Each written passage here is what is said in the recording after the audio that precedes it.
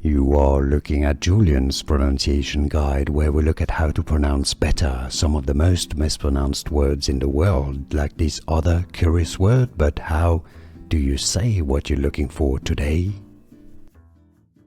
Let's learn once and for all how to pronounce this phrase. From Spanish, a very common, very useful phrase to use in Spanish, meaning what's happening, what's going on. Qué pasa? Qué pasa? Spanish pronunciation.